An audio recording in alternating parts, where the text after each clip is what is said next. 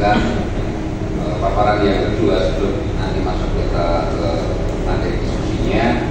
Kami persilakan Bapak Andi Umara untuk menyampaikan paparan terkait dengan rencana perubahan Perda nomor 2 tahun 2015. Dipersilakan. Terima kasih.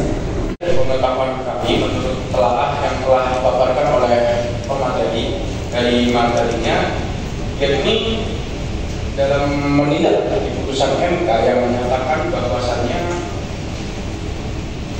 pasal yang memuat antara riwayat pendidikan, pekerjaan, saudara kandung, istri dan anak itu bertentangan dengan Undang-Undang Dasar 1945 dan tidak mempunyai kekuatan hukum yang mengikat. Dan kita ketahui bahwa sifat dari putusan Mahkamah Konstitusi itu final and binding, yang mana bagaimanapun nantinya putusan MK ini harus dipatuhi terkait entah dalam produk undang-undang yang baru atau dalam produk undang-undang perubahan dan produk-produk hukum di bawahnya. Akan tetapi mohon izin pimpinan terkait dengan adanya suatu produk hukum ataupun perubahan dari suatu produk hukum itu pasti ada pengaplikasiannya.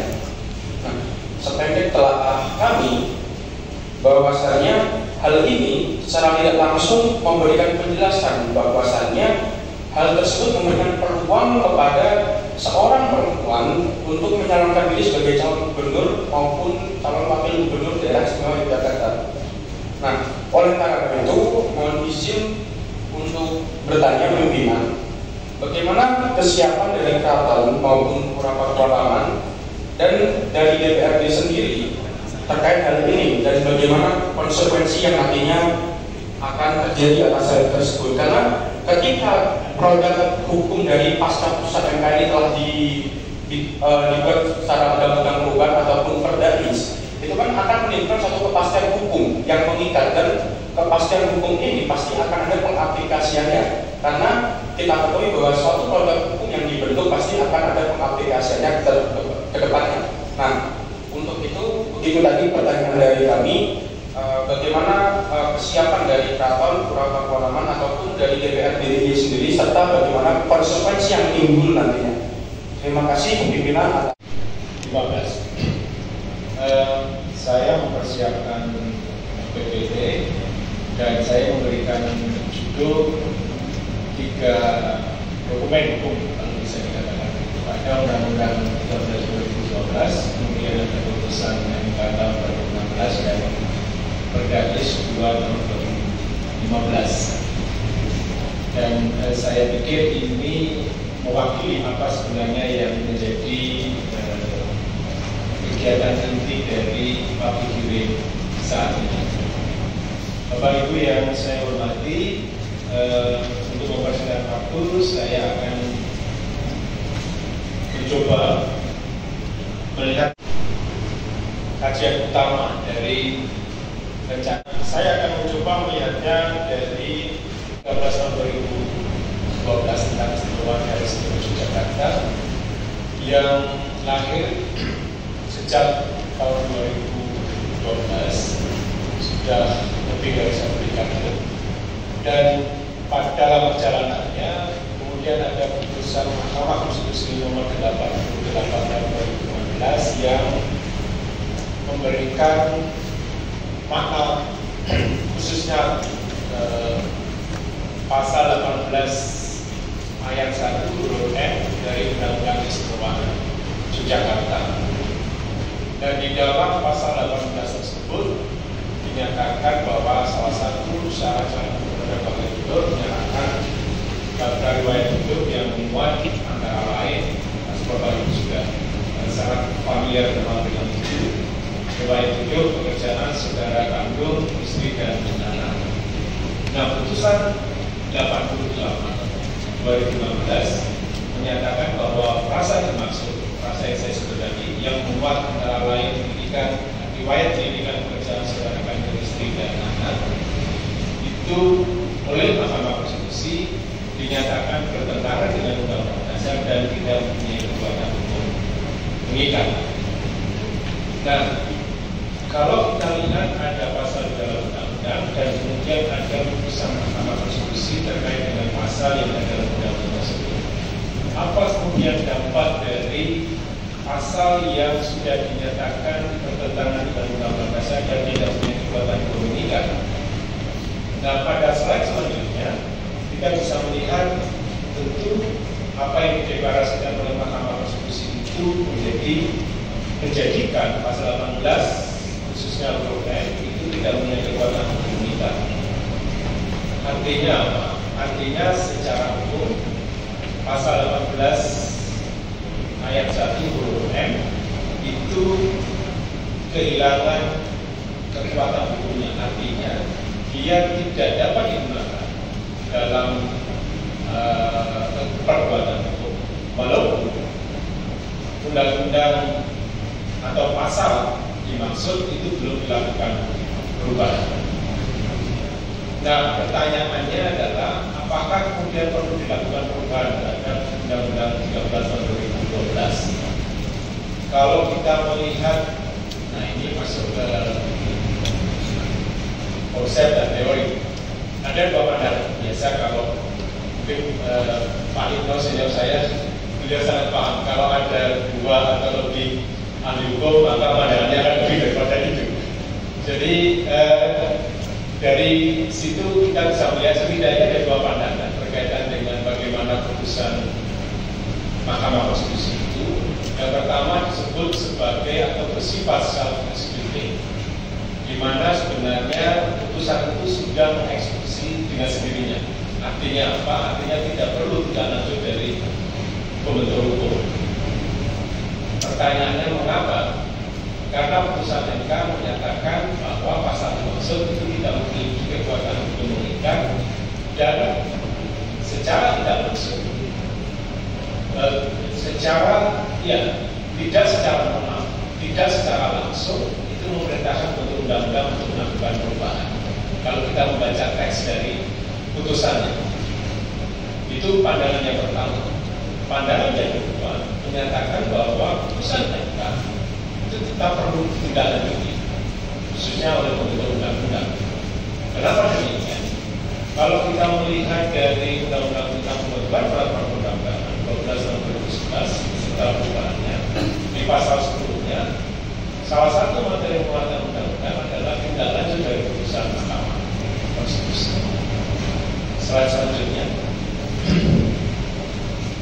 Nah, kemudian kita mengetahui bahwa, mohon maaf nanti kalau saya kurang update berkaitan dengan apakah sudah pernah diubah atau ada rencana atau bahkan belum ada rencana sama sekali. Tetapi saya mencoba memahaminya dengan begini. Kalau benar bahwa Undang-Undang 13 tahun 2012 itu belum dilakukan perubahan pasca putusan MK nomor 88 tahun 2012, saya melihat ada beberapa kemungkinan. Yang pertama, tadi yang saya sampaikan, ada anggapan bahwa putusan Mahkamah Konstitusi itu self-executing. Artinya tidak serta-merta kemudian perlu dilakukan tindak lanjut atas Undang-Undang 13 tahun 2012. Yang kedua, keperluan melakukan perubahan itu dianggap tidak sangat mendesak sehingga masih dimungkinkan untuk menunggu apabila ada isu-isu lain berkaitan dengan substansi Undang-Undang 13 tahun 2012 itu perlu diakomodasi dalam perubahan undang-undang dimaksud. Atau yang ketiga, mungkin sebenarnya sudah ada usulan untuk melakukan perubahan, namun sampai dengan saat ini memang kemudian belum berhasil dilaksanakan. Kemudian di slide selanjutnya, nah pertanyaannya yang menjadi menarik adalah apakah Undang-Undang 13 tahun 2012 itu perlu diubah?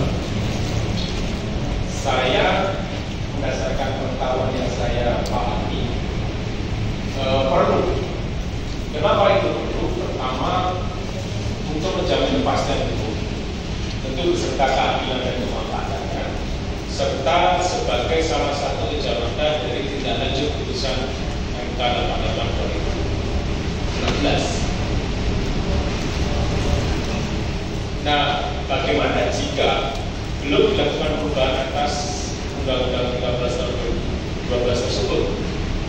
Tentu mengikut dari slide sebelumnya, pasal 18 ayat 1 huruf M tetap tidak bisa digunakan sebagai dasar hukum karena sudah ada putusan Mahkamah Konstitusi yang membatalkan pasal dimaksud.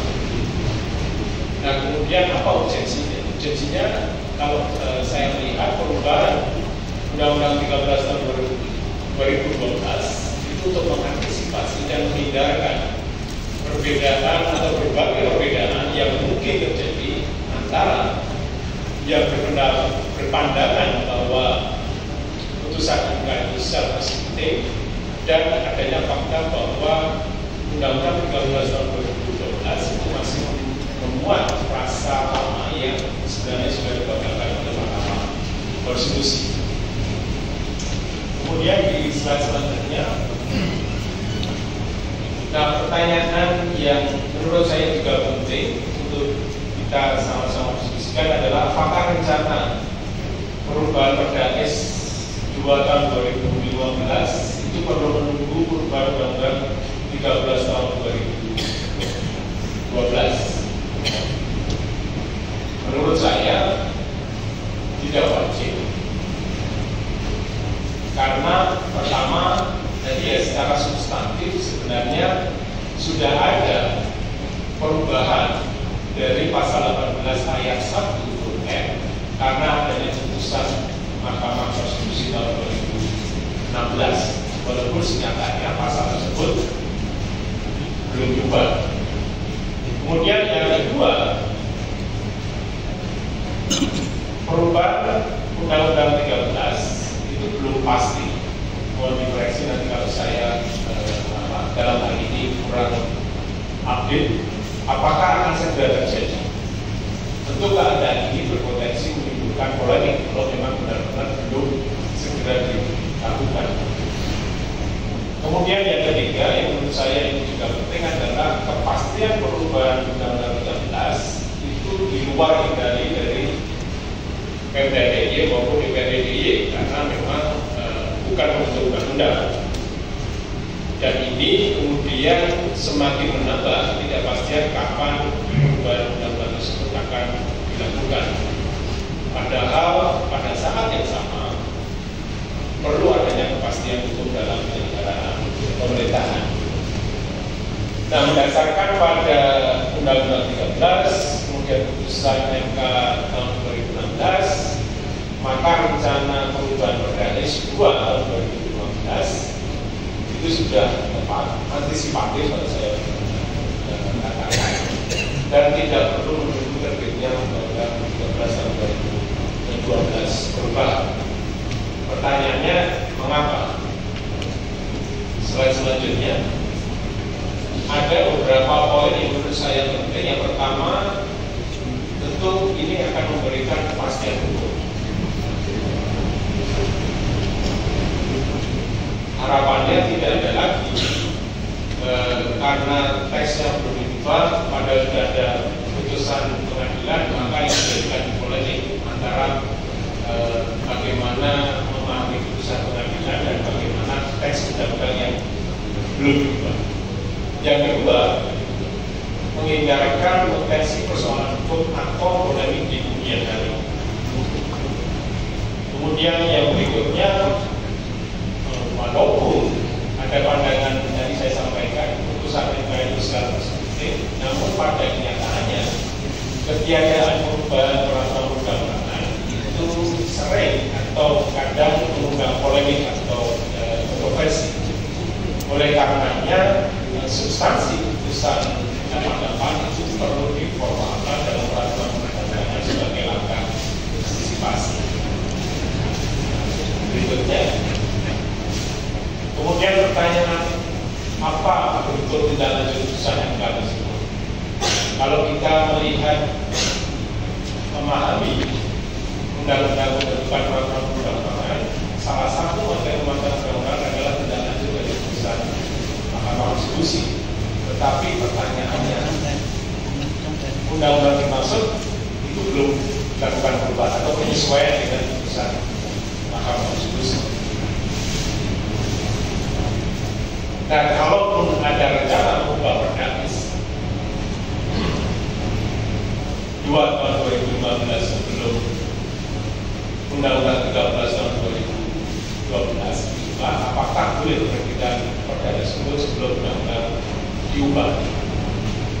Tadi sudah saya sampaikan boleh atau diperbolehkan karena memang secara substansi materi dari Undang-Undang 13 itu sudah diubah dalam tanda kutip karena bukan mengubah soal teks, tapi menyatakan bahwa pasal 18 itu tidak memiliki kekuatan untuk mengikat. Oleh karenanya rencana perubahan Perda 2 tahun 2015 sejatinya tidak hanya menindaklanjuti putusan MK, tapi juga menindaklanjuti Undang-Undang 12 tahun 2012 pasca putusan Mahkamah Konstitusi. Selanjutnya, perubahan peraturan daerah istimewa ini menjadi lebih kepada kepastian hukum terkait dengan pengisian jabatan gubernur di daerah istimewa Yogyakarta. Namun sebelumnya kami akan mendengarkan paparan dari narasumber yang sudah kita antui rawuh, kita undang. Yang pertama akan kita dengarkan dari Dr. Andi Iman Putra Sidin. Selamat siang, Pak Andi. Bapak. Oke. Kita akan mencoba mendengarkan karena kita tahu bahwa awal yang mengupayakan terkait dengan upaya-upaya kepastian hukum ini Bapak yang mengusahakan, maka kami ingin mencoba mendengarkan agar penyesuaian terhadap frase yang ada di dalam MK ini menjadi pas kita terapkan di dalam Perda nomor 2 tahun 2015. Oleh karena itu, monggo kami persilakan Pak Dr. Andi Iman Putra Sidin memberikan paparan yang pada akhirnya nanti akan kita diskusikan bersama-sama di dalam pansus. Waktu dan tempat kami persilakan terlebih dahulu, monggo. Di daerah istimewa Yogyakarta tentunya, dan waktu yang diberikan ini insya Allah saya akan menjelaskan sebanyak yang mungkin. Mudah-mudahan akan bisa jelaskan, bisa memberikan inspirasi untuk memperlancar tugas konstitusional beberapa pimpinan pansus maupun DPR Provinsi Daerah Istimewa Yogyakarta serta Gubernur Provinsi Yogyakarta. Sebelum saya melanjutkan paparan ini, saya ingin menyapa dulu bapak-bapak pimpinan pansus. Selamat siang dan assalamualaikum Bapak Heri Haryono dari Hukum, Bapak Wakil Ketua Eko Suwanto, Bapak Kapita Purwodiningrat, Ibu Novida Sartika Hadi, Ibu Hajani Setia Hadi, Bapak Bu. Ada kalimat klausul yang ada sama dengan peraturan daerah nomor 1 tahun 2013 ya. Itu juga terdapat pasal yang sama. Kemudian juga peraturan daerah istimewa Yogyakarta nomor 2 tahun 2016. Oleh karena itu maka sebenarnya kalau boleh kita sampaikan kepada forum yang terhormat ini terkait dengan pengisian jabatan gubernur dan wakil gubernur, frase ini sudah tidak dilaksanakan di tahun pengisian jabatan di 2024. Artinya sudah kita sampaikan. Verifikasi terkait dengan riwayat hidup segala macam itu sudah disampaikan di dalam teknis pelaksanaan. Namun demikian, saya kira saya sepakat dengan apa yang dipaparkan di muka untuk bagaimana kemudian kita menyesuaikan agar apa kepastian terhadap pengisian jabatan ini bisa. Namun demikian, barangkali dari Bapak Ibu yang tahu di ruangan ini ada masukan untuk bagaimana kami membuat atau menyempurnakan dari beberapa peraturan ini bisa kita laksanakan sebaik-baiknya dan seadil-adilnya untuk dilaksanakan setelah kegiatan. Monggo kami persilahkan, saya tidak perlu barangkali menunjuk tentang Kabupaten Pakualaman. Ada yang kalau monggo silakan kalau seandainya ada masukan dari Ketua Parangporo Projo DIY. Tahu monggo masukannya Pak Yusuf. Yang lain monggo.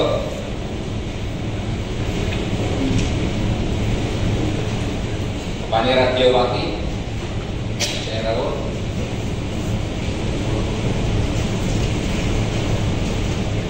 Oke, di sana aja. Monggo, katuran pangandikan ikut informasi. Kan kemudian tidak menjadi kami tidak punya uang untuk melaksanakan pilihan di kami. Jadi di DPR ini kan hanya sudah menetapkan dan begitu. Sehingga terkait dengan pauran atau uang hukumnya di Kesultanan dan uang hukumnya di Kabupaten itu tentu dipersilakan untuk dilaksanakan di ruang beliau di organisasi Kesultanan dan organisasi Kabupaten. Saya kira kami tidak masuk ke sana, tapi lebih kepada bagaimana kita secara ketatanegaraan mengatur untuk bagaimana pengisian jabatan ini sebaik-baiknya. Saya kira itu tanggapan saya, atau barangkali dari Pak Andi memberikan masukan terkait dengan itu. Kurang lebih sama. Saya tidak punya pengetahuan betul. Kalau yang ditanyakan pihak keraton, saya ini bukan keraton, jadi saya tidak tahu persis bagaimana kesiapannya, DPRD dan sebagainya. Jadi alangkah kemudian memang kemudian disampaikan kepada DPR yang maksudnya. Jadi kami tentu tidak dalam posisi untuk menjawab. Saya hanya mencoba untuk berbagi berdasarkan apa yang saya pahami, berdasarkan pengetahuan saya. Jadi kalau memang saya tidak